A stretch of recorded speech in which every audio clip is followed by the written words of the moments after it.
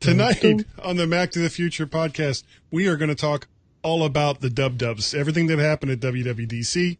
Well, maybe not everything, but Apple TV OS, WatchOS, iOS, Mac OS. Yeah, all of that. Yeah, tonight, Mac to the Future. Go. Come on, you were supposed to go to the damn title. Go to the title.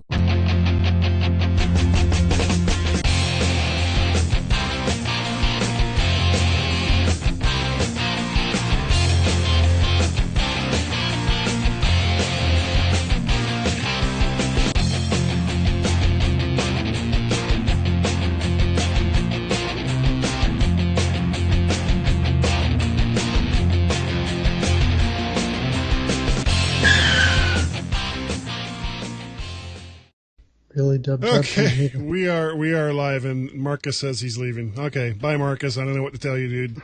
This is, this is what's going on. He doesn't want to talk about it. Okay, well, then talk about it, man. Bye, Marcus. We'll see you later. We're gonna go ahead and go. I'm enough with this Warren's here with his cool sunglasses.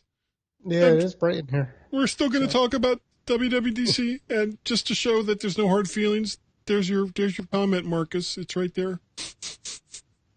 Anyway. Okay. Yeah, I just put his comment in there. That's fine. We could give him a cookie. There we go. That's it. Okay. So there's a cookie. All right, let's talk. If there's no audio from Warren, then I think I don't know where the problem is, because I'm seeing it come through. Nobody said there. No. Oh no, that's an earlier comment. Sorry. I'm sorry. Yeah. This is really not going well for me today. Well, let's get into this. Well, real quick. I got an email today from Boinks Software, and I'm gonna be doing a test of their Memo Live software.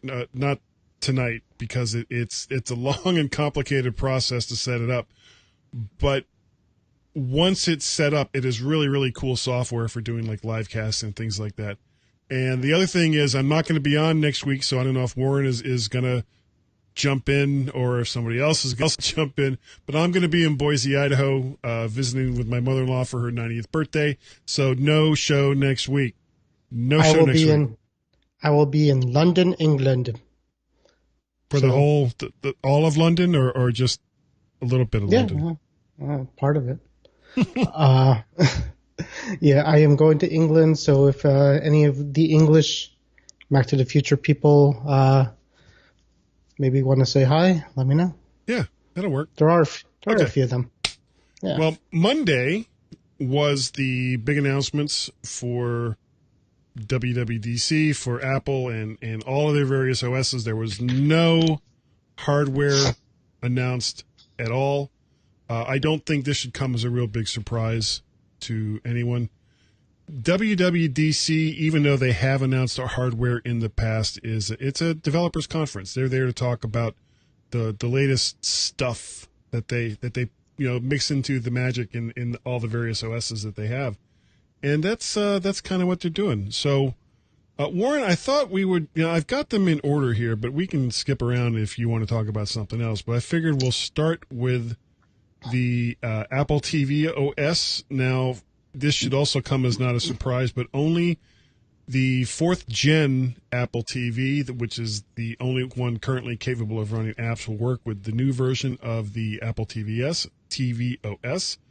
Well, the fourth, there's actually two 4th gens, right? There's the 4th gen, and then there's the 4th gen HD 4K model that came out last year.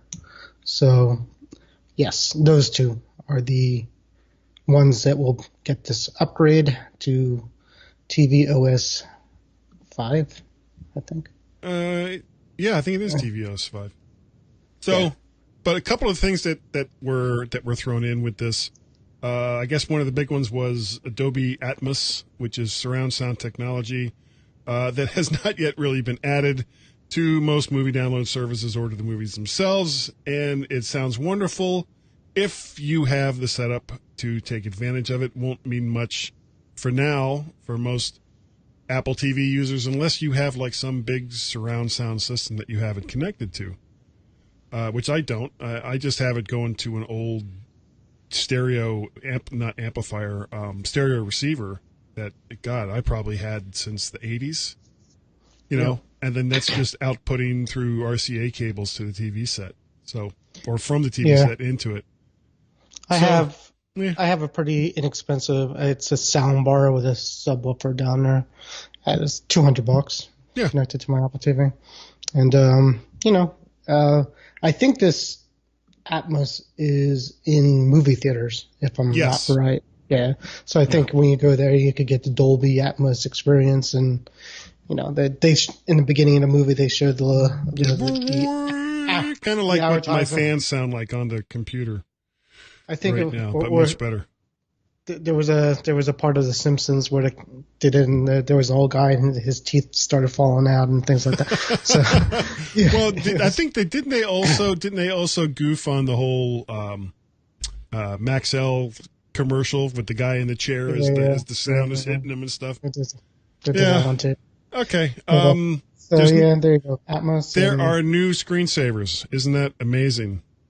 It is amazing. Yeah, outer space. So no more shots flying over the Earth compared to flying over San Francisco or New York.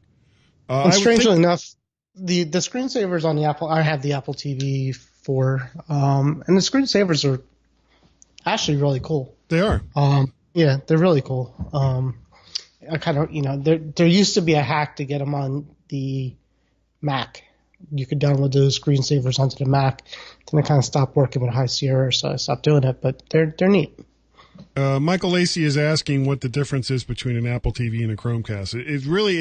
The big difference is where you get your content from. That's a Chromecast is a streaming device. It's not it doesn't have stuff on it. The Chromecast is basically just AirPlay for Chrome. It's just a streaming. You can only play something on a device and Chrome it over. Yeah. Cast it over. Whereas an Apple TV has storage. And does a little bit. But is it really enough to make that big of a difference? I mean, it's. I guess you could put like a couple of movies or something on it, but okay. Well, the apps. You got the apps. Whereas the Chromecast, you don't have the apps. Fire TV Stick is sort of the same. So, I mean, basically with these kind of devices, you got either you got things that have apps and a little bit of local storage, or you just have a streaming device. Streaming device, yeah. So, like the Roku is big to have. The Roku is a device, and that has the apps and things like that. Yeah, depending on which version you get, because I think there's 4 or 5 different Rokus. Yeah, exactly. But talking about screensavers, what I thought would have been really, really cool. Now they started off with the city streets, and then they went up to where you could see over the buildings, and now they're up, going across bridges, and now they're in outer space. I thought they should have gone inward. What I thought would have been cool would be if they had taken like a 4K camera with a macro lens and went through like someone's yard where there were like bugs and snakes and stuff like that, and just kind of take it, snake it through someone's yard. So instead of going outer space, go inner space. One of the other big things, and this will be huge for just trying to manage all of the various channels that you'll have on the Apple TV, is zero sign-in, which do I have written here about friggin' time.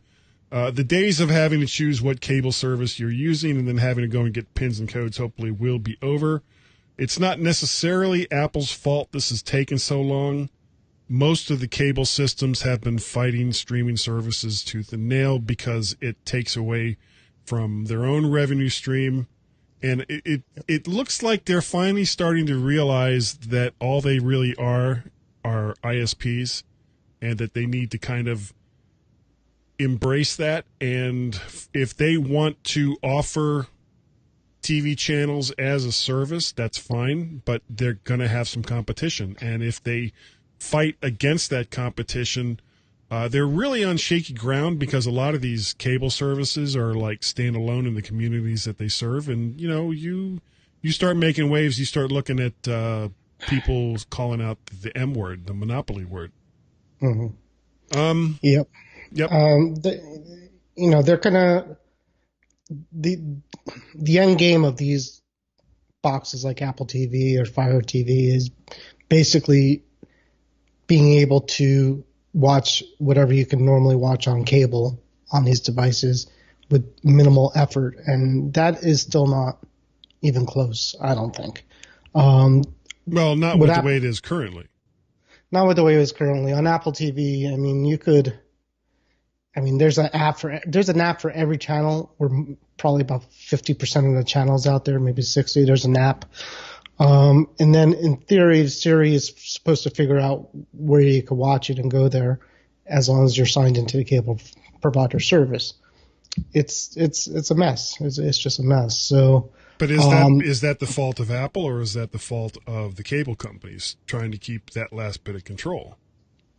I think what Apple's going to try to do is use that TV app that they have, where you don't have to install all these other apps to get your content. You just go to one TV app, tell it what you want to watch, and it will go wherever it needs to go to watch it. Right. Assuming that the service that you're subscribed to has whatever that channel is. Right. And that's where it also gets confusing too, because the service that you're subscribed to, if you're a cord cutter, then are you subscribed to anything at that point? Because you are just paying for internet. Then are you going to have to pay each channel possibly its fee? In which case you're going to be paying probably more, because these services aren't cheap either. They're like, I think HBO Go is $10 a month or something like that. You've got services. YouTube has a streaming service now. That's the one I hear is the best. Yeah, the YouTube TV is supposed to be good, from what I understand. Yeah, I should have written these down. I was actually looking at some of them today. You've got the damn, I can't remember the name of it. Sling TV. You've got Sling TV that's got like two different services, orange and blue. You've got YouTube, Hulu. There's more and more competition, and this is what drives down prices. There's more and more competition for basic television service besides just your cable company. So what eventually is the shakeout of this eventually is going to be your cable company just becomes an ISP, and they're supplying you a pipe to the rest of the world. You choose what television service it is that you want to use. You choose the various extras that you want, and eventually a lot of these things, YouTube and Sling TV and Hulu and your cable company and all the rest of them, will start doing smart bundles. Like right now with your cable company, we're giving you 7 billion channels, of which you'll watch 10 at any given time. So, but the problem with this is, let's say I'm on Fios, and right now on Apple TV. Are you on Fios? I am on Fios. Yeah, I am too. So let's I'm on Fios right now. Yeah. Let's say, so with Apple TV, with single sign-on or zero sign-on or whatever it is, when you sign in to these services and you want to watch ABC, these apps say, okay, do you have a current subscription? Do you have a current cable subscription? And you have to verify that. So that's how that works. If I go to Verizon Fios and I say, listen, Verizon Fios, I just want internet. I don't want anything. I definitely don't want my home phone anymore that they provide, because that's just it's crap. It's telemarketers. That's all ours is. It's just it's a filter for telemarketers. That's the number I give to anyone who calls up and says, I need your telephone number. Okay, here you go. Right. So I got the phone I don't use, and then I get rid of the cable because my plan is to go cord cutting. Mm-hmm. Now I'm paying for wireless. Now I'm paying for internet with Verizon. So now when I go to single sign-on and say, am I a subscriber? I'm probably not. Verizon's not going to flip that switch, saying, no, you're not. You're not paying us for cable. We're not going to give you access to these, for these services. Yeah. So now, however, but if you're a Hulu subscriber or a Sling TV subscriber or whatever the service is, you'll basically sign into that app, and you'll get your single sign-on through there. Right, but at that point, now you're paying a la carte for everything. You're paying a la carte for whatever Hulu provides. But they have bundled services. Hulu has bundled services. YouTube has bundled services. So Sling TV, PlayStation, they all have bundled services. Now, you're not going to get the so-called premium channels, the movie channels, HBO and Skinamax and all the rest of those. You'll have to pay for those separately. But the basics, your ABC, NBC, CBS, Fox, ESPN for the most part, and most of the other channels that you probably pay more attention to are going to be on there. I think the bigger question is going to be, how are you going to get your local channels, the local channels that supply you with your New York Giants, or in my case, the Washington Redskins? So YouTube TV does that. I mean, there's options out there, but again, it's messy. We're going a little bit off the topic. Yeah, it's going to take forever. We actually did not mean to start going into spend an hour talking about the Apple TV. There's a TV remote app. A problem. Yeah. Go ahead. That's added automatically when setting up a new Apple TV. Basically, it's a way to use iOS devices to control your Apple TV as compared to using their chiclet remote. Got through it. It's a horrible remote. I know. And you're saying that they're going to add third-party support? Supposedly what they said is they will allow other remotes to start to work with the Apple TV. Like I think they said it specifically, like other cable company remotes will work with the Apple TV. So if you have Xfinity or Verizon, you can use that remote to navigate around. Right. But they also said that will open it up too. So there's nothing, I heard on another podcast, but nothing stopping Logitech for coming out with a better Apple TV remote than the one Apple has. So that could be, that could be good. Considering the Apple's not budging on getting a remote that doesn't automatically do things when you don't want it to do just by touching it. Because that's what happens. Yeah. And that's what they want. I have mine in like one of those remote caddies. It's in there. Yeah. And then it's almost like the game. I use like a Harmony remote. Yeah, I have one of those too, but I have the Apple TV remote too, and sometimes I need that once in a while. But I'll usually use my phone. But if I ever need the Apple TV remote, it's like the operation game. I have to like crane down, make sure I don't touch the right button or the wrong button. Yeah, because and then if you touch it with my TV, if you touch the Apple TV remote, it will turn on my TV because the Apple TV your laptop and every other Apple device nearby. And then any Apple device of anybody related to me as well. So okay. The remotes. So we're gonna go on here to the WatchOS. There are some good new features, nothing earth-shattering. Apple is focusing on health and exercise-related apps, and if you have a GSM standalone watch, you're probably going to see more features related to how you can use the watch without it being tethered to an iPhone. Now, of course, there are new watch faces. One. Yeah, Toy Story faces. That was there. I think it's no, there's new ones. Is there new ones? Yes, apparently. You got the Pride face and the Pride watch band that goes along with that. And then there's a Siri. The Siri screen is more involved, is what they said. There's what else? It takes into account. Let's see. Offers dynamic, personalized information that changes based on the time of day. This is on one of the Siri watch face. It takes into account your daily routine, the apps you use, and when you use them to predict what you'll want to see next. So there's also new health and workout shortcuts, notifications when you're close to closing rings, which it also did before, but these are apparently more refined. Better integration with enabled gym equipment, new ways to use the Apple Watch in regards to the kinds of workouts that you do. I'm going into DJ voice, including swimming. Water-resistant Apple Watch required naturally. Yeah. That's not all. And there's even less. Apple Music was front and center, better integration with Apple Music, including playlists. And I had forgotten about this walkie-talkie and podcast app for the watch. So, and again, this is all pretty much related to if you have the standalone watch that has, it's cell enabled or whatever. So that, you can leave your watch or your phone back wherever it was you were.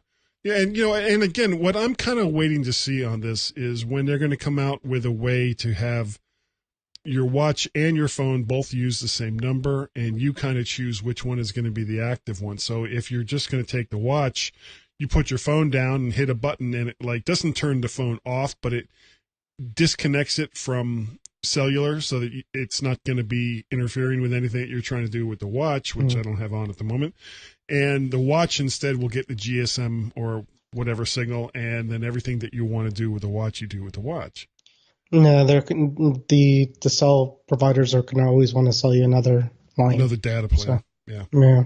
I canceled mine because it's $10 a month. I never used it, but it's not $10 a month. It's $16 a month. With on all these plans, with taxes and line fees and everything like that, it's not worth it. And that's and that's the problem. They the cell. Well, you know what? Here we're going to go down another rat hole if we're not careful. Walkie-talkie.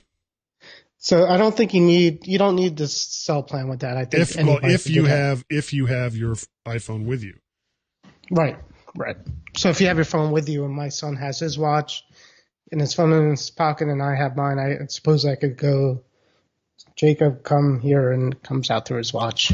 Yeah. Something. I don't know. It's not active yet, so we can't really test it. I thought you had the beta.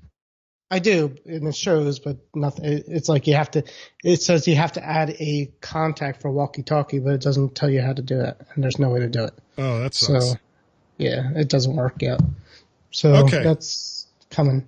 Well, we still have the two big ones to come, iOS and macOS. And when we come back from our break, that's exactly what we're going to do. So everyone hold on, and we'll be right back.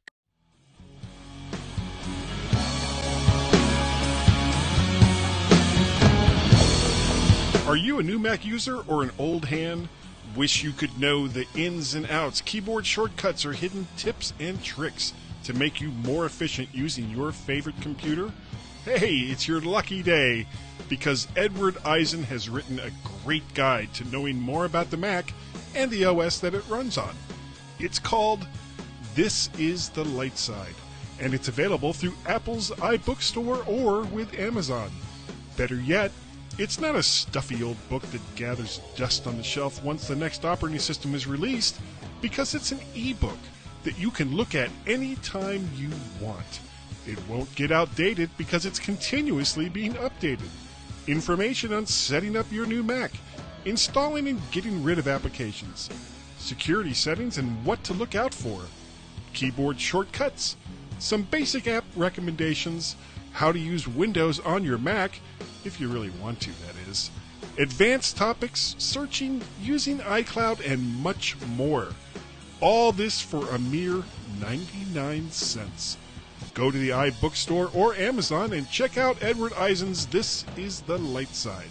It's the book you want on your virtual shelf.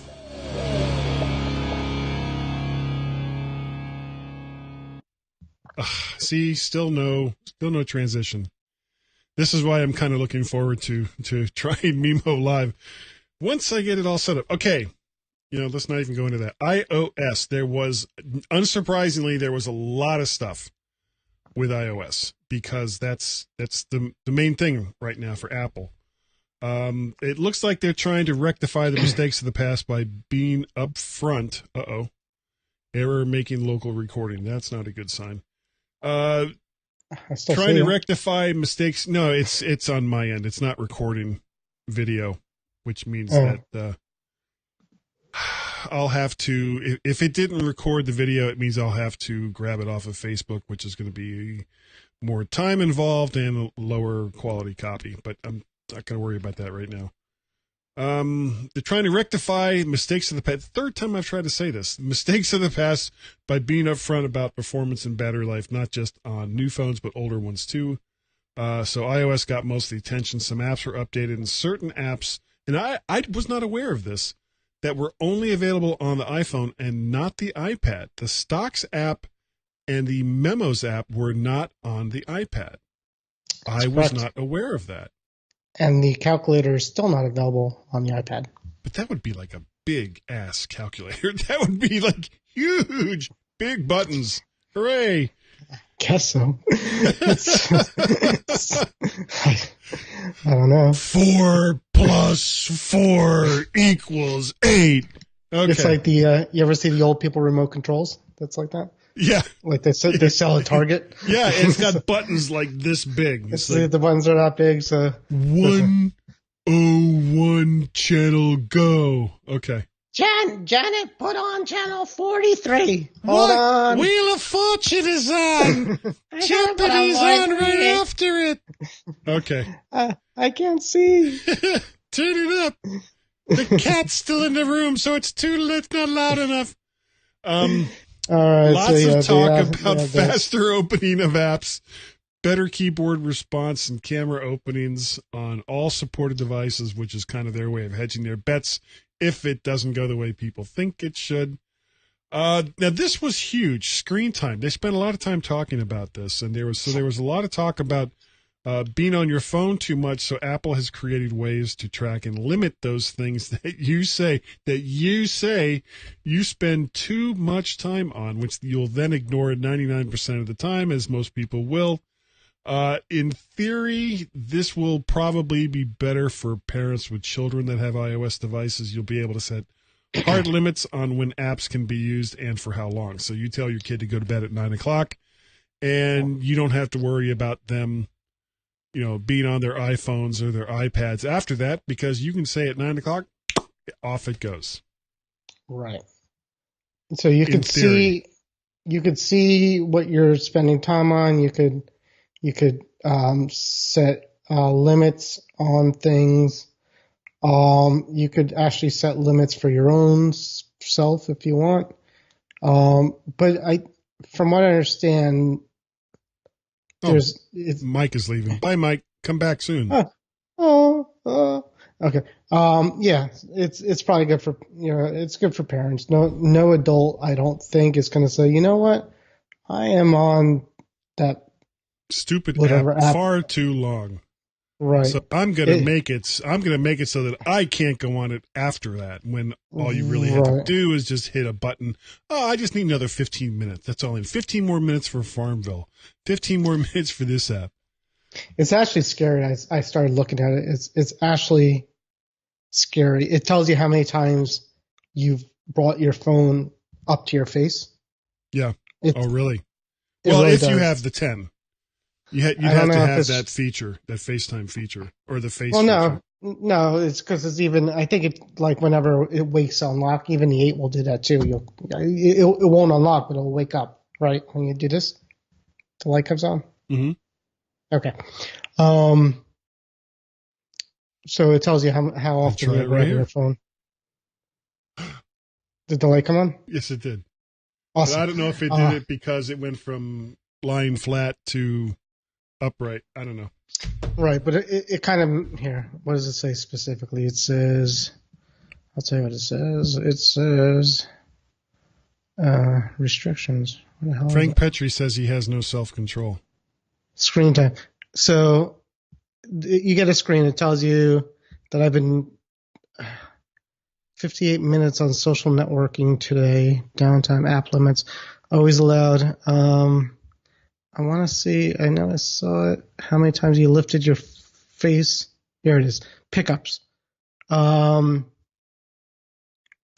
picked up my 200 so far since I put the beta. 233 total pickups since I put this up.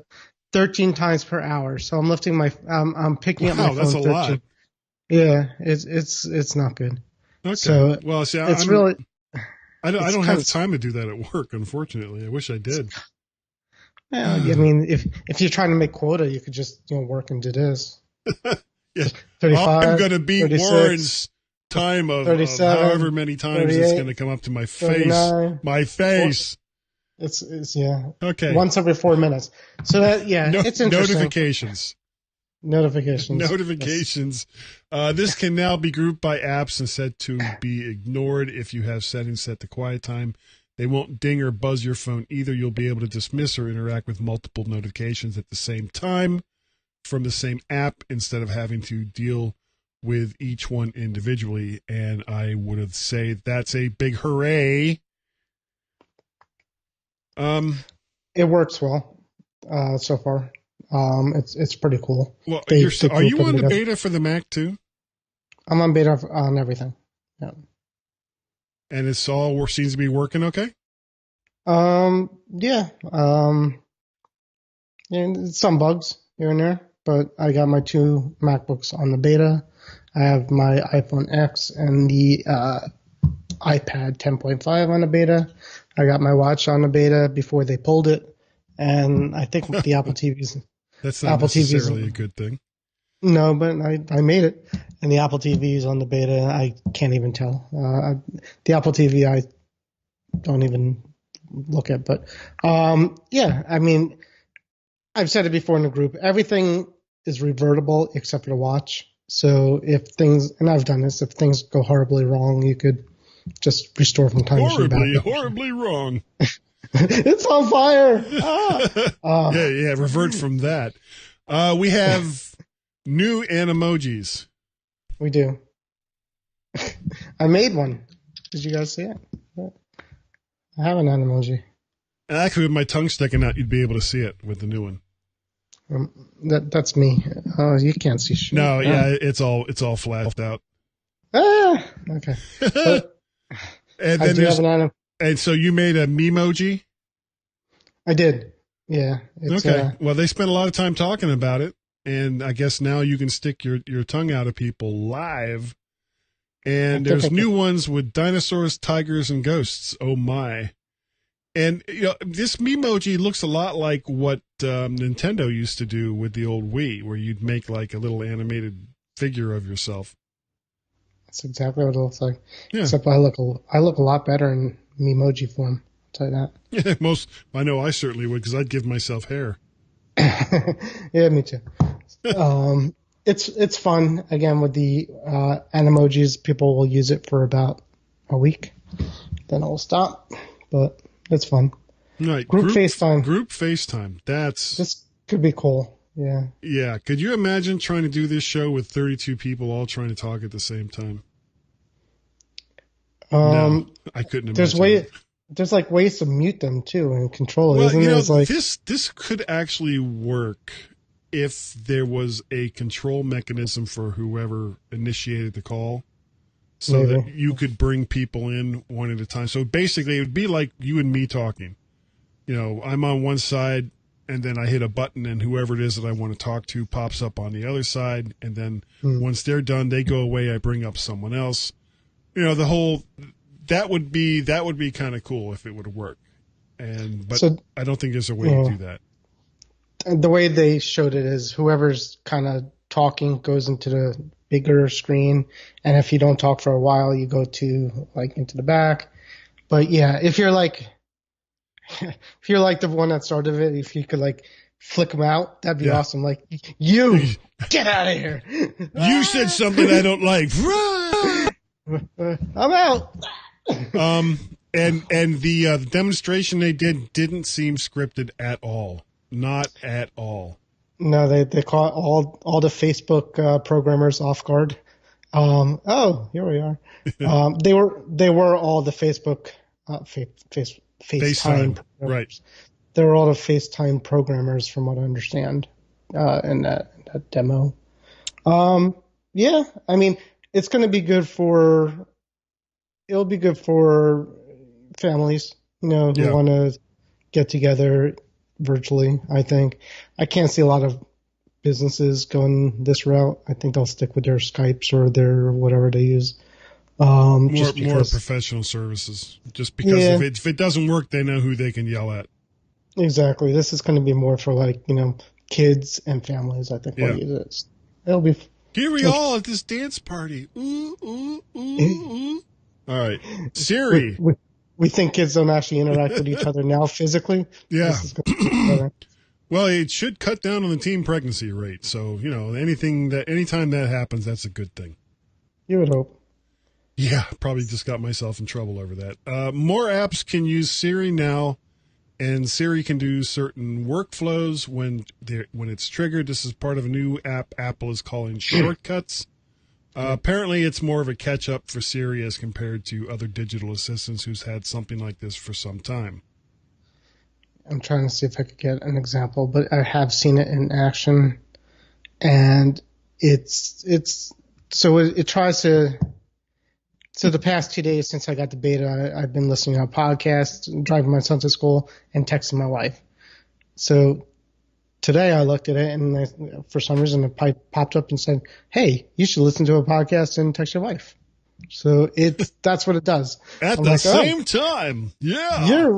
You're right. I should do that. So it's predictive routine suggestions that Siri is going to try to do. Was it any better than what it was before, or is it pretty much the same thing? Well, I mean, since it's talking to you, it can't misunderstand you because it's initiating the conversation. I want to try to be smart back to it, and when it asks me things, I have here's what I found on the web for why don't you text your wife? Here's what I found. Here's what I found on the web to listen to a podcast. It's a lot.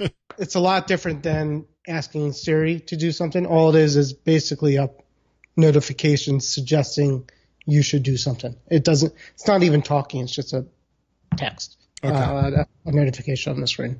So I don't know if I'll like that, especially not that I need to worry about it, but people who go somewhere they maybe shouldn't be, and it pops. Yeah, I see you went to 123 Main Street yesterday and the day before, and my wife, the wife sees the phone. Yeah, that's where my sister lives, isn't it? Isn't that where that massage parlor is? Is that where that massage parlor is? Yeah. So seriously, I mean that could be a thing. So, yeah. Anyhow. All right. CarPlay. More apps being added to CarPlay. The big one for me is Waze. Now, I've only used CarPlay in two different cars, a Kia Soul, which is probably the car I'm going to get when I get rid of the Ford Flex, and a Buick Encore that I had over a long weekend. And I enjoyed CarPlay. I thought CarPlay worked pretty well. For me, the big pain in the neck was not being able to choose the navigation program that I prefer, which is Waze. So now that it looks like they're finally opening up CarPlay for other apps. Yeah. Excuse me, sorry. For other apps beyond what Apple provides with CarPlay, that's a good thing. It's about time. Fun fact is Waze is owned by Google, just so you know. Yeah, I don't care. Yeah, no, some people will, scorn you for that. Yeah. But I like Waze too. Yeah, I like knowing that where other people have seen my wife police and I and accidents and. Yeah, I used it out in California when we were out there, and they work good. Yeah. So. iBooks becomes Apple Books. The emphasis is being put on discoverability, syllables. So if you say emphasis the wrong way, you've emphasized the wrong syllable. Okay. Yeah.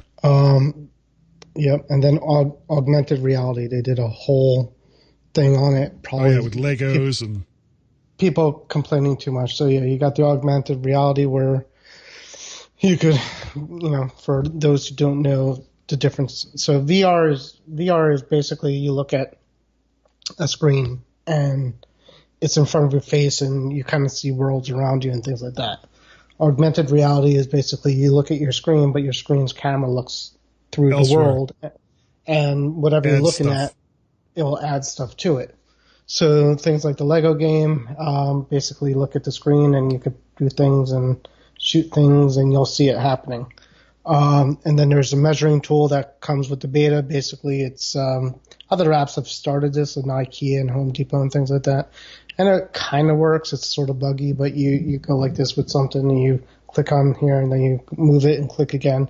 It tells you how far you've moved, or the distance between the 2 points. It measures it in inches and feet, or if you're in the U.S. and some ungodly system, if you're not in the U.S., it does the measurement for you, metric. So that's that.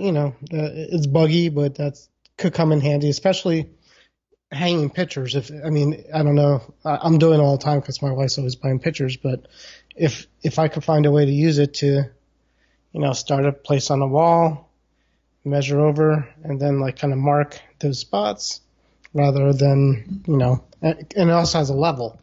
So you go in there and it's like it has a level too, so you can level it and measure. So could be a good feature. Okay. We'll see. Moving on to the Mac OS. I keep forgetting to put all the links I had in here. It doesn't matter. I guess apparently a lot of people like dark mode. There's already kind of a dark mode for the menu bar and dock. This version of dark mode permeates across the entire OS. Developers will need to make some minor changes to implement it, but from what I've been hearing, it's not.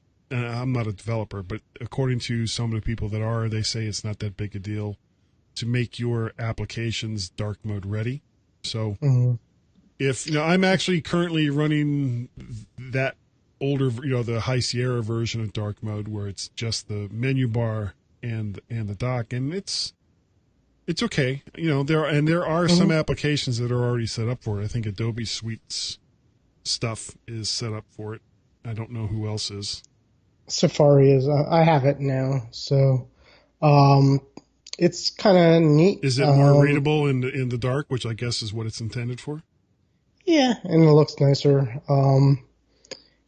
There's also, if you go into the preferences and if you go under general, so you could set it, when you set up the general major failure. You could go into appearance and you could choose from light mode or dark mode. Then you have the accent and highlight color. And the highlight color has a new thing too, where you could actually pick an actual, it has a color picker compared to before. So, you could do a few more things with customizing the look. It's still nowhere near other operating systems as far as theming the desktop, But is that really, okay, you want to go from light mode to dark mode, but is it really that big of a deal as far as customizing what the OS and everything that you're doing looks like? How does that help you? It looks a lot different. How's it? It does feel a little bit better on the eyes, especially with bright mode. It's bright at night, so if you are looking at it at night, you got to turn down the contrast a lot, with the brightness, whereas dark mode is not as bad. I think people just kind of harped on something that they want Apple to do for years, and they came to a point where they probably don't even care anymore, but they kept asking Apple to do it, and they're finally. And I think this was the year to do it because there wasn't a lot else to announce.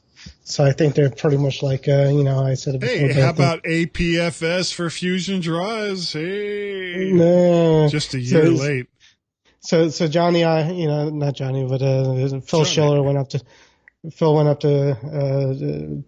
Tim Cook and said, "We really don't have much going on for the Mac. I don't know what to talk about it." Tim's like, "It's time." No, really? Yes. Pull the dark mode switch. We've had it ready for 7 years. If we could have let it go 7 years ago, but we had things that we could. Now we have nothing. So let it go. Okay. Desktop stacks. This was actually kind of cool. I happen to know a lot of people that just throw all of their stuff on the desktop. It happens to be actually one of my big bugaboos that really just aggravates me when I see both my sons do this. They will just take all the stuff that they do, throw it on the desktop. Well, what desktops, it's so irritating. Desktop stacks will basically organize that based on the kinds of documents and files that you have on your desktop. So if you have a lot of documents, there'll be a document stack, movie stack, audio stack, image stack, however many you want. And a couple of things they had that was cool that I saw in the demo was you don't have to, a single click will open the stack so you can see everything that's in it. You can also kind of preview it by running the mouse slowly over it, and at one document at a time, it'll go across and show you what's there, which I thought was kind of cool. Funny thing real fast about desktops and stuff.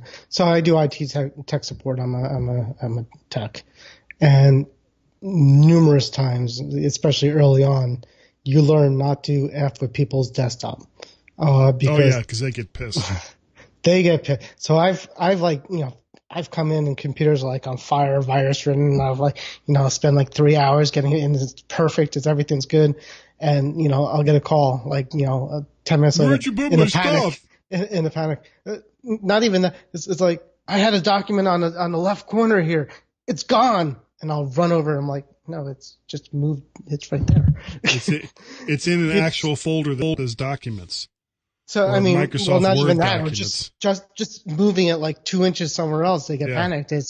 So, it's a point. People like that just throw things on there, and it's kind of like when Jen had a virus on the IT crowd, and she's like, that woman, she's only there sometimes, and Roy's like, well, I'm going to remove it. No, I like her there. Yeah. Don't touch her. That's just the way I like it. Don't touch it. Yeah. Gallery view. This is a new old way to look at stuff on your computer. This is a new view through the Finder. Gallery mode should be instantly recognizable to longtime Apple folk, as it is very similar to what Photos or iPhoto and iTunes had available for a long time. Metadata and some basic tools makes this a must-have for info jockeys. You can essentially right-click on anything, the first and foremost thing that's in your gallery, and all the metadata that's associated with that particular thing will show up on the left-hand side. And it's also some really, really basic tools if you want to manipulate a little bit. But you can change the metadata. It is like what is the name of that program that does that? I can't think of what the name of the program is that does that. But as far as, there's one other thing that they've added here, this thing called Quick Look. Mm-hmm. And they used to call this Preview. So there's some new tools in Quick Look for manipulating images and PDFs directly instead of having to open them in separate apps. And I think Phil Schiller did a thing Craig Federici took his signature and put it on a form. It was basically, he opened up a PDF without going into a PDF editor. It was basically like opening up a PDF in Preview.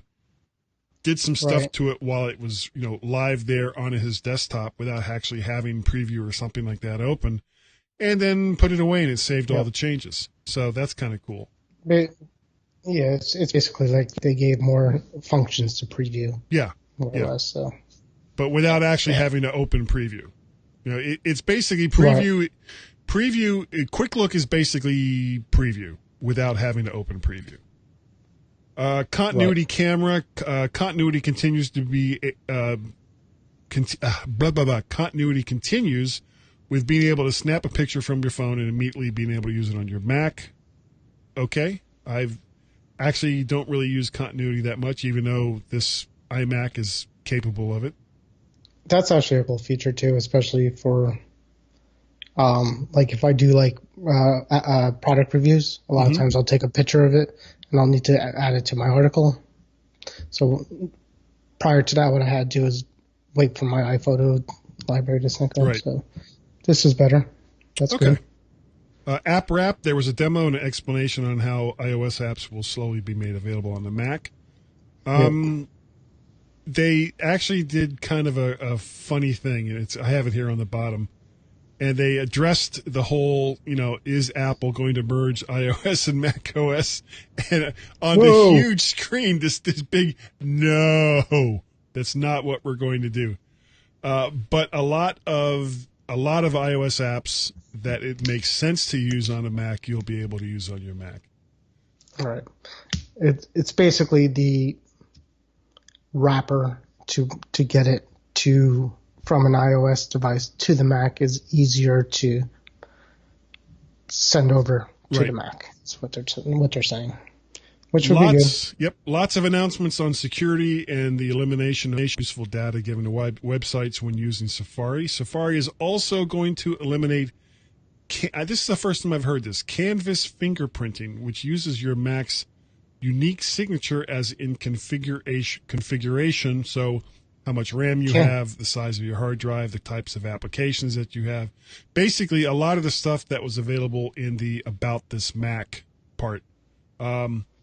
Isn't canvas fingerprinting like when you're like 5 years old in preschool and you're putting your fingers in the paint on the canvas? And then going just kind of moving your hand around. But they're going to eliminate that by using a generic profile for computers instead. Apple is probably the only company that foresaw this big brouhaha that's currently going on over security, and they're really using it to their advantage. And they should. Yeah, because they were already headed in this direction a long time ago. Yeah. There's a new look for the Mac App Store, and we'll see how well that works. I guess you've already seen it, looked at it. It's nice. Is discoverability a little bit easier? Yeah. Or is it just 6 of one, half dozen of another? You can see pictures of it, but there's a left side section that has categories: discover, create, work, play, develop, categories, and updates on a sidebar. And you could actually, the discover is sort of like the spotlight that the App Store has. So, it's definitely fancier than it used to be. Whether it takes off or not, we'll see. And just so you know, the updates will not do the OS updates anymore. It will only do the app updates. To do an OS update, you go to System Preferences, and in the middle there's a software update, kind of like in the old days with 10.6 and 10.7. Right. So they moved that back out of it for some reason. Don't know why, but they did. But yeah, it looks nice. There's nothing wrong with it, and definitely looks a lot better than it did before. Okay. Next up, eGPU support with Metal 2.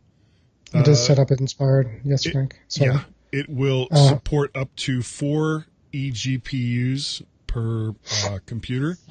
This is, and this makes me think that the Mac Pro, whatever it's going to look like, is not going to be a great big huge box like what we may have I really thought. hope it is. I hope all these people clamoring for this thing. I hope Apple develops like something the size of like an oven, a Buick, like a Buick, just like a hollow Buick where they just have to stuff 10,000 PCIe slots.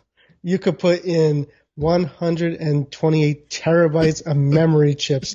It's just going to be rows and rows of chips. People will walk into your house and say, "Is your air conditioner broken? Because it's using up all of the cool air."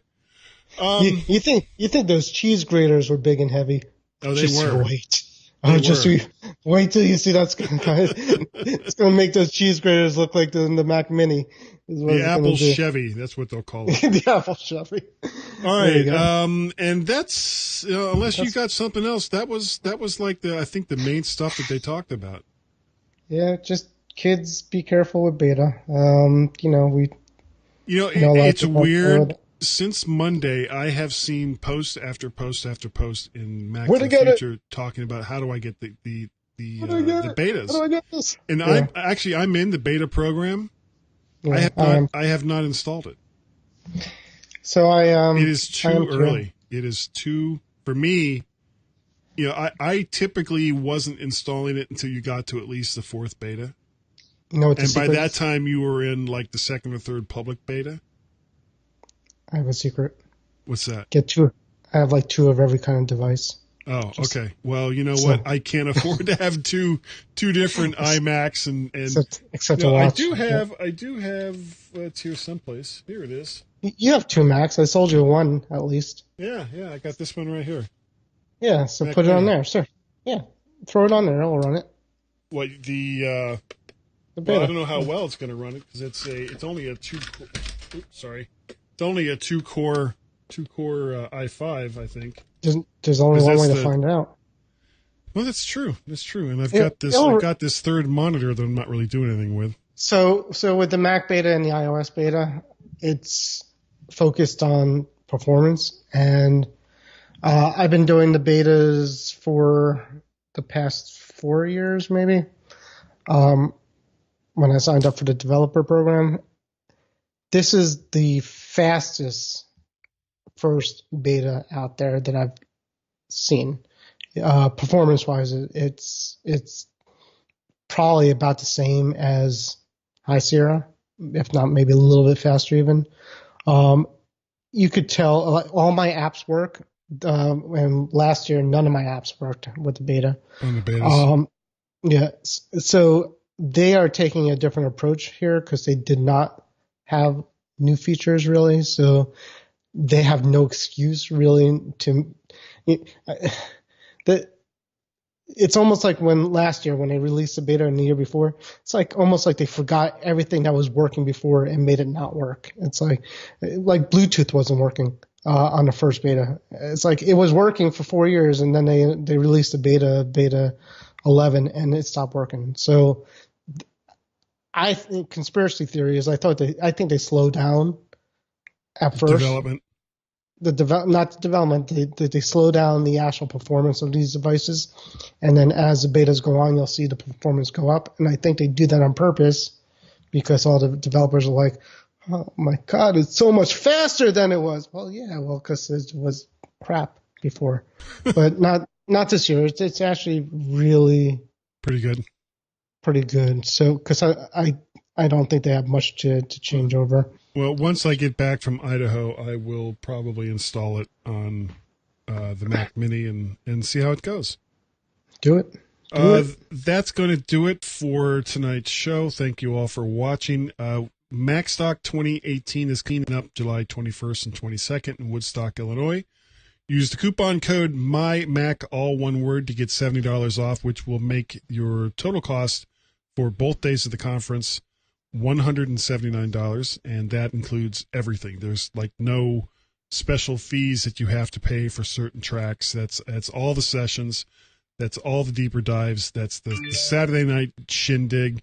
It's the special movie at the end on Sunday. It's Tim Robertson and me doing the My Mac Game Show quiz. All of it. It's all included with one price. Now, of course, you still have to pay for your own way to get there, and you'll have to pay for hotel and food outside of the conference, but everything else is taken care of for you. And, you know, this is the 4th year for the show, and it has been wonderful. It's going to be at the McHenry County College campus in Crystal Lake, Illinois. It's about an hour out of Chicago, so you definitely want to be there. Warren, you can be found on Facebook, I've come to understand. Mostly always, yes. Mostly always. Always. You can reach me, Guy, at mttfgo.com. I am also Mac Parrot on the Twitters. Let's see, Guy at mymac.com probably. We have a Skype telephone number, and I should have checked it before we started the show, but I was so very busy. That Skype telephone number is 703-436-9501.